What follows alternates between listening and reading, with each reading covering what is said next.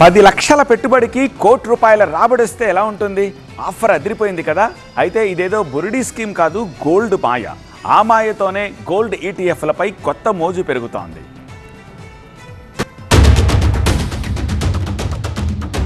ఓవైపు Trump టారిఫ్ల tension, మరోవైపు stock మార్కెట్లో నెలకొన్న అనిశ్చితి పరిస్థితులతో ఇన్వెస్టర్ల ఆసక్తి మారుతోంది. పసిడి ధరలు పరుగులు పెడుతుండటంతో వారంతా ఇప్పుడు ఈక్విటీల నుంచి బంగారంలోకి పెట్టుబడులను మారుస్తున్నారు.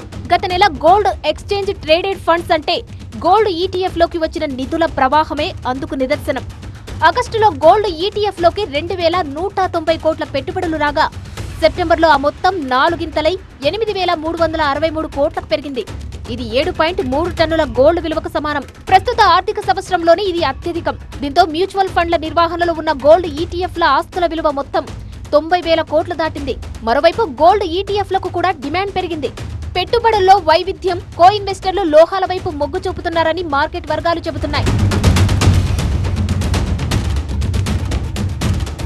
గోల్డ్ ఈటీఎఫ్ లోకి పెట్టుబడులు మళ్లుతుండటంతో ఈక్విటీ మ్యూచువల్ ఫండ్లలోకి నిధుల ప్రవాహం తగ్గుతోంది. సెప్టెంబర్లో మ్యూచువల్ ఫండ్ల ఆధ్వర్యంలోనే ఏయుఎం 75,61,000 కోట్లకు చేరింది.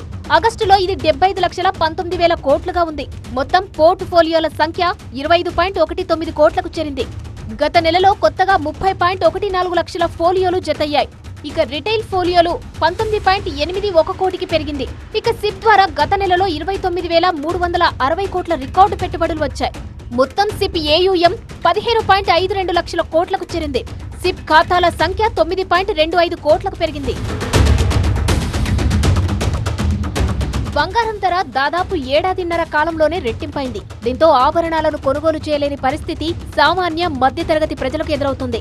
ఆభరణాల విక్రయాలు తగ్గినట్లు వ్యాపారులు స్పష్టం చేస్తున్నారు.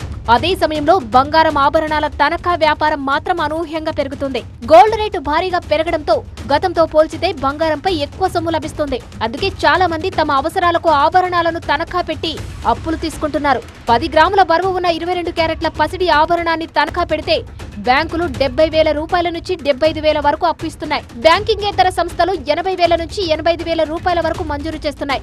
ఆభరణాలు తనఖా పెట్టుకుని బ్యాంకులు జారీ చేసిన రుణాలు ఈ ఏడాది మార్చి నాటికి 18% పెరిగాయి. ఈ ఏడాది మార్చిలో 11.8 లక్షల కోట్లుగా ఉన్న పసిడి రుణాల మార్కెట్ 2026 ఏడాది మార్చి నాటికి 15 లక్షల కోట్లకు చేరుకుంటుందని అంచనా. మొత్తానికి భారీగా పెరుగుతున్న బంగారం ధరలు అనేక రంగాలపై ప్రభావం చూపుతున్నాయి.